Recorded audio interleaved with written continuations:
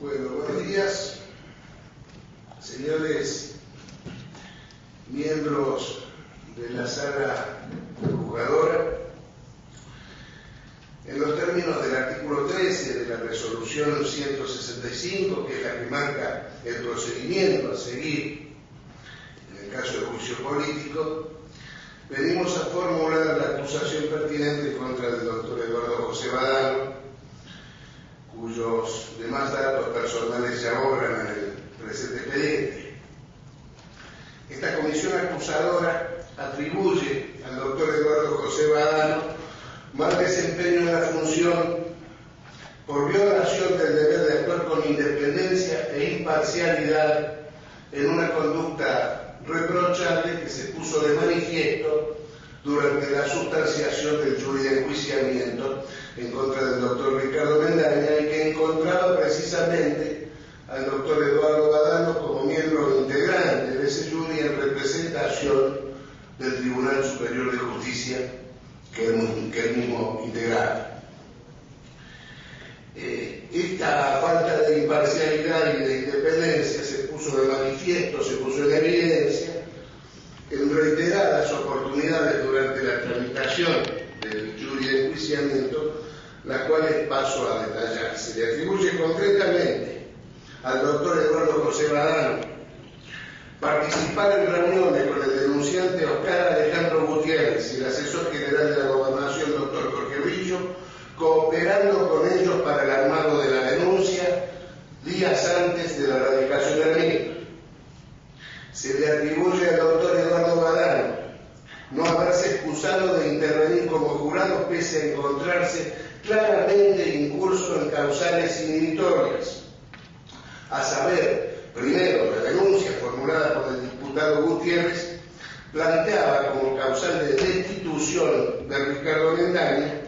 expresiones presuntamente ofensivas dirigidas por el denunciado a los propios Somariva, Fernández y Badano, y en segundo lugar, haber impulsado y tolerado la aplicación de una experiencia piloto en una situación que involucraba directa y claramente también a los propios Badano, Somariva y Fernández, sin perjuicio de lo cual esta comisión acusadora entiende que se encuentra probado para sostener la acusación el evidente interés en la causa que tenía el doctor Eduardo Badano, motivación que veda ab inicio cualquier tipo de participación como juez en la causa precedentemente mencionada. Se le atribuye al doctor Eduardo José Badano también tomar decisiones ilegítimas y gravosas para el enjuiciado, como por ejemplo la admisibilidad de la denuncia y suspensión en las funciones del doctor Ricardo Mendaña con disminución del 50% de sus saberes, sin tratar las recusaciones previamente, violando con ello el debido proceso y lo prescrito por la normativa legal aplicable. Se le atribuye al doctor Eduardo Badano violar la ley al no integrar el jurado con subrogantes a los fines del tratamiento de las recusaciones. Se le atribuye también violar la ley al decidir las recusaciones sobre la base de un doble voto que no está contemplado en ninguna normativa vigente y menos aún en la ley 1565, que es la que regula el procedimiento a seguir en materia de jurados de enjuiciamiento. Se le atribuye al doctor Eduardo Badano también haber dictado sentencia disponiendo la destitución, aceptando como motivos una causal que lo afectaba directamente, que son las expresiones presuntamente ofensivas dirigidas por el propio Ricardo Mendaña. Y también se le atribuye al doctor Eduardo José Badano como causal autónoma, pero íntimamente relacionada con la que acabo de reseñar, mal desempeño en la función por haber dictado sentencia con absoluta conciencia de que los plazos previstos por la ley 1565 se encuentran absolutamente finiquitados, y se dictó sentencia con el plazo vencido con el fin, lo sostenemos desde esta comisión acusadora, con el fin de obtener el objetivo político de apartar al doctor Ricardo Mendaña del Poder Judicial y con ello violando la ley de enjuiciamiento y violando también una de las garantías básicas sobre las que se asienta la independencia del Poder Judicial, como es la inamovilidad de los jueces y funcionarios del Ministerio Público. Entendemos desde la comisión acusadora de que estos hechos referenciados no son episodios aislados entre sí, no constituyen un simple yerro judicial, por más que se haya reiterado recurrentemente a lo largo de todo el proceso de enjuiciamiento seguido a Ricardo Mendaña. Por el contrario, estamos convencidos de que estos hechos forman parte de una maniobra elucubrada, preparada y orquestada desde los más altos estamentos del poder, destinada a destituir a un fiscal que molestaba no solo al poder, sino que también molestaba a los jueces que intervinieron como tales en el jurado de enjuiciamiento. En ese sentido voy a hacer una breve referencia a un hecho paradigmático que fue expresamente mencionado por mí como una causa de destitución, y es la reunión llevada a cabo el día 28 de octubre del año 2004, que la tenemos acreditada con fehaciencia y que surge claramente del libro de visitas que con muy buen tino la comisión investigadora requirió del Superior Tribunal de Justicia, y que nos demuestra con elocuencia que ese día 28 de octubre, en horas de la tarde, se llevó a cabo una reunión en la sede en la entonces sede del Superior Tribunal de Justicia de Capital de Argentina, reunión de la que participaron Oscar Cacho Gutiérrez, que en ese entonces era diputado provincial, vicepresidente primero de la legislatura provincial, presidente de la Comisión de Asuntos Constitucionales de la legislatura provincial. Participó el asesor general de gobierno, el doctor Jorge Brillo, y participaron también los doctores Omar Iba, Roberto Fernández y, por supuesto, Eduardo José Vara. Estamos convencidos de que esta suerte de promiscuidad judicial, legislativa y ejecutiva estaba directamente encaminada a lograr la destitución del doctor Badano y encaminada también a redactar y a armar la denuncia que días más tarde presentaría el propio Oscar Gutiérrez. En mi caso particular escuché muy atentamente al doctor Badano cuando ejerció su defensa en este mismo recinto, donde nos refirió el doctor Badano de que había múltiples reuniones de ese tipo y le dio un carácter institucional a esa reunión celebrada. Nosotros descartamos este carácter institucional por una serie de casualidades. ¿Qué casualidad, señor presidente, que esa reunión haya sido celebrada con quien días más tarde iba a ser el denunciante del jurado de enjuiciamiento y con los 3 jueces que iban a intervenir integrando el jurado de enjuiciamiento? Qué casualidad que esa reunión fue celebrada pocos días antes de la presentación formal de la denuncia de parte del diputado Gutiérrez. Qué casualidad que después de la presentación formal de la denuncia de parte de Gutiérrez desaparecieron las razones institucionales que movían estas reuniones. Con el solo hecho de comparar el libro de visitas del Superior Tribunal de Justicia, se demuestra con elocuencia que después de la interposición de la denuncia de parte del diputado Gutiérrez no hubo más reuniones de ese tipo en el Superior Tribunal de Justicia. Qué casualidad que no hayan participado los otros jueces integrantes del Superior Tribunal. A pocos pasos de distancia estaba el doctor Ocarán. Se podrá decir, bueno, pues el doctor Ocarán ya se estaba yendo, pero ni siquiera se le avisó al doctor González Taboada, que entiendo yo era una presencia ineludible a la hora de tratar aspectos institucionales relativos al Poder Judicial. Participaron únicamente los 3 jueces que integraban el jury de enjuiciamiento. Qué casualidad que tampoco se les haya avisado al fiscal del Superior Tribunal de Justicia o al defensor del Tribunal Superior de Justicia.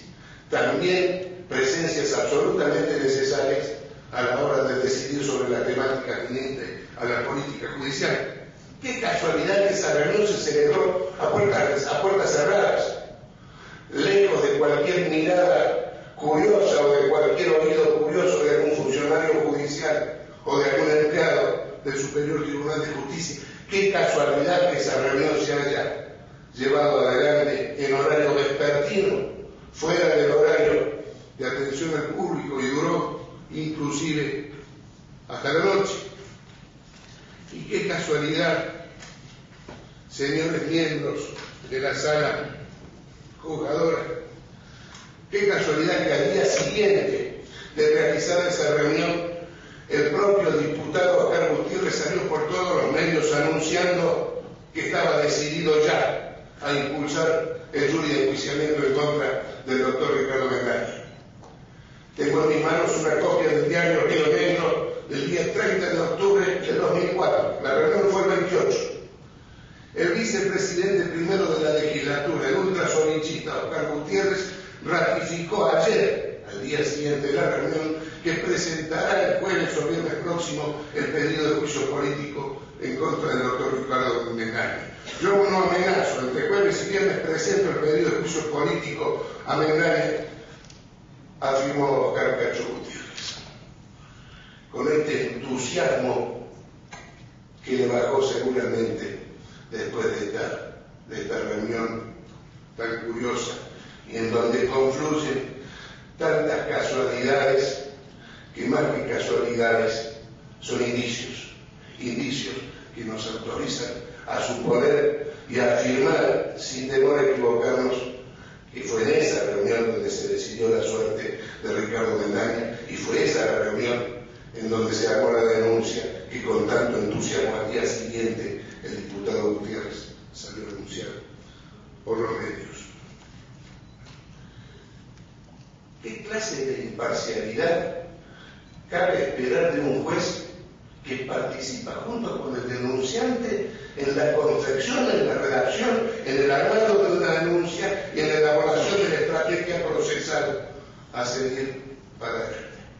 La presencia del doctor Eduardo Balagro en esa reunión está acreditada con fehaciencia a través de reiterados testimonios que han sido receptados por la comisión investigadora. Si esto es grave, lo que sí es peor, porque a lo largo de todo el proceso se puso en evidencia con una elocuencia asombrosa la profunda animadversión del doctor Badano y de los otros dos jueces del Superior Tribunal de Justicia que lo acompañaban en esta tarea de cortarle la cabeza a Ricardo Bendaña, tal cual ya había sido anunciado inclusive a mucha gente por parte de uno de los jueces que participaron. Y para ello dictaron resoluciones no solo contrarias al derecho invocado por las partes, sino también dictaron resoluciones contrarias al derecho vigente, por lo cual nos vamos a enfrentar a la posibilidad de no tener que hablar solamente de mal desempeño, sino también de la comisión de delito, porque esta es la conducta que prevé y que reprime la norma del Código Penal que nos habla del prevaricato. No descartamos al fin de la investigación y al fin del juicio que se lleve adelante que podamos peticionar desde esta sala acusadora una vista fiscal para que evalúe la responsabilidad penal que pudiera corresponderle no solo al doctor Badano, sino a los integrantes del jury de enjuiciamiento. Y esa animadversión se vio plasmada a lo largo de reiteradas resoluciones. Rechazaron las recusaciones violando la ley. Aplicaron sistemas de votación para rechazar las recusaciones violando la ley. Aplicaron un sistema de doble voto violando la ley. Cercenaron el derecho de defensa de Ricardo Bendaña violando la ley. Dictaron sentencia fuera de término con los plazos ya vencidos violando la ley. En la propia sentencia el doctor Eduardo Badano hace referencia a párrafos agraviantes. Yo diría, hace referencia de manera cristalina a párrafos agraviantes que habían sido vertidos por el doctor Ricardo Mendaña en su propia contra. Del voto del doctor Eduardo Badano surge claramente la referencia que hace artículos periodísticos en donde se lo cuestionaba directamente al doctor Eduardo Badano, con lo cual se pone en evidencia la inmensa, la gigantesca causal inhibitoria que existía desde un comienzo en este jurado de enjuiciamiento, so pena de justificar que la víctima esté juzgando al victimario, que creo yo fue la posición que asumieron. Por ende, el doctor Badano no era imparcial, y él lo sabía. No podía bajo ningún aspecto juzgar a Ricardo Mendaña, so pena de violar groseramente los principios que hacen referencia al juez imparcial. Piero Calamandrei nos refiere que todas las libertades son vanas si no se pueden reivindicar y defender en juicio, si el individuo no encuentra ante sí jueces capaces de darle la razón. Julio Mayer nos enseña que la palabra juez no se comprende, al menos en el sentido moderno de la expresión, sin el calificativo de imparcial, que equivale a la ausencia de prejuicios a favor o en contra de las personas, debiendo excluir del caso al juez que no garantiza suficientemente la objetividad de su criterio frente a él. Claudio Almero nos enseña que a pesar de ser competente el juez que interviene en la causa, otras circunstancias de carácter particular y concreto pueden mediar para apartarlo de ella ante la existencia de sospecha de parcialidad. Roxin afirma que tras las normas que regulan la excusación y recusación está la idea de que un juez cuya objetividad en un proceso determinado está puesta en duda no debe resolver en ese proceso tanto el interés de las partes como para mantener la confianza en la imparcialidad de la Administración de Justicia. Señala también Roxin que para la recusación no se exige que él realmente sea parcial, antes bien alcanza con que pueda introducirse la sospecha de ello según una valoración razonable. Ferraioli nos habla de la ajenidad del juez a los intereses de la parte en la causa, tanto en lo personal como en lo institucional. Agrega que el juez debe contar con la confianza de los sujetos concretos que juzgan, de modo que estos no solo no tengan, sino que siquiera alberguen el temor de llegar a tener un juez enemigo o de cualquier modo no imparcial. Goldsmith nos habla de que la imparcialidad es uno de los principios supremos del proceso, y en un fallo que adquiere singular relevancia en este juicio político, el jurado de enjuiciamiento de magistrados de la Nación en la causa número 6, resuelta el 9 de mayo del año 2002, en contra del juez Luis Alberto Leiva, sostuvo que reviste extrema gravedad la conducta del magistrado por cuanto el incumplimiento de su obligación legal de inhibirse ha comprometido irremediablemente su deber de imparcialidad, atributo inaplicable de la función judicial para preservar sin alteraciones la confianza pública y condición inexcusable para asegurar un juicio justo.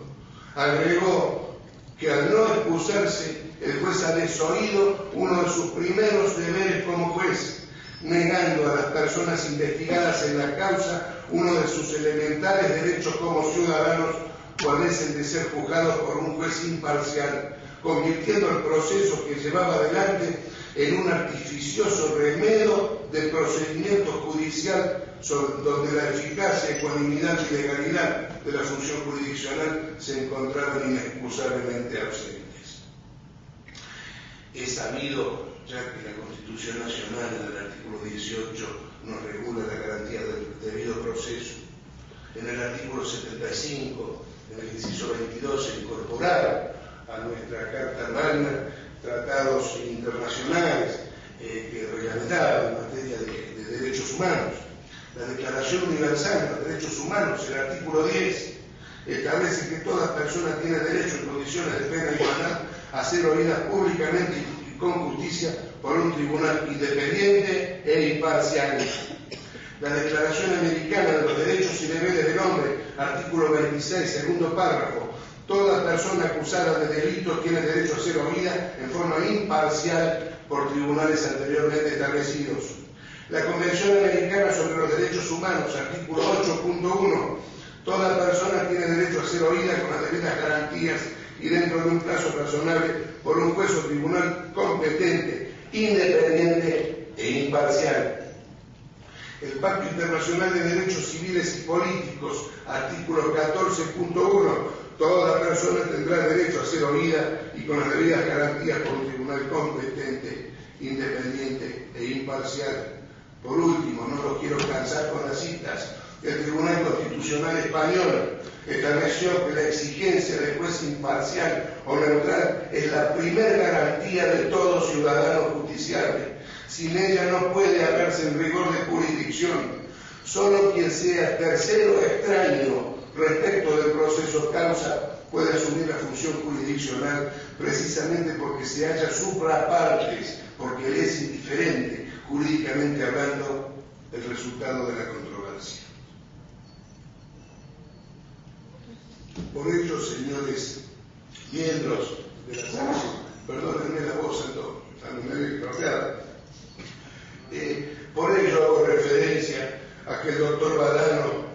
violó en reiteradas oportunidades la ley y el derecho vigente. Violó no solo las normas de la ley que regula el procedimiento de juicio y enjuiciamiento, que es la ley provincial 1565, sino que también violó preceptos legales de recambio constitucional, inclusive tratados internacionales que en virtud de la magistratura que ocupaba el doctor Badano de ninguna manera podían ser desconocidos por él. La situación se agrava si se tiene en cuenta que el doctor Eduardo Badano ocupaba un cargo de vocal en el Tribunal Superior de Justicia, el más alto estamento judicial de la provincia, cargo que lo comprometía aún más a mantener una conducta de absoluto respeto hacia las garantías constitucionales del debido proceso, al derecho de defensa en juicio, al principio de juez imparcial y a las normas que rigen el jurado de enjuiciamiento, con lo cual incurrió en una conducta absolutamente impropia de la investidura que ostentaba. Nada de ello hizo el acusado. Algunos testigos, y ya concluyendo, refirieron ante la comisión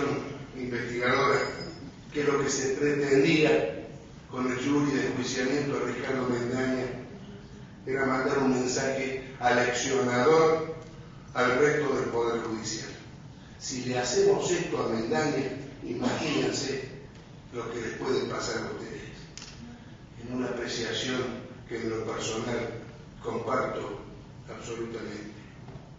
Yo espero, y ya para terminar, que Dios nos ilumine para que tengamos un proceso transparente, que tengamos un juicio justo de cara a la sociedad, que se resuelvan las cuestiones planteadas con ecuanimidad. Y pido especialmente también al Tatita Dios que cuide la salud del señor presidente de la sala juzgadora. Voy a elevar unos rezos para que no se nos vaya a gripar en el medio de estas reuniones, en el medio de este juicio. Ustedes van a tener la inmensa responsabilidad de juzgar a un semejante,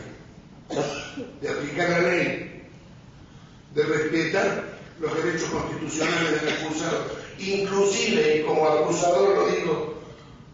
la obligación de absolver si eso correspondiera, pero también van a tener la inmensa responsabilidad en su caso de demostrar que en este Neuquén Tierra Nueva que tanto se pregona, el que las alce la paga. Muchas gracias.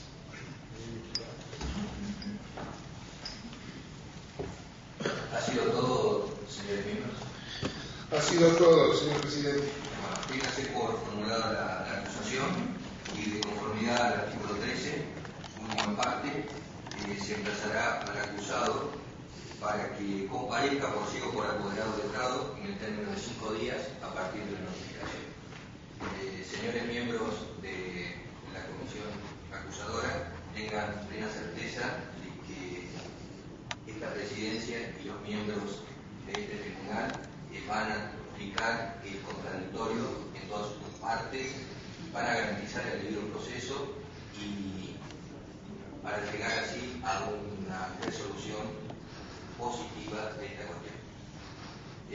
Damos por concluida la sesión previa incorporación de la receta gráfica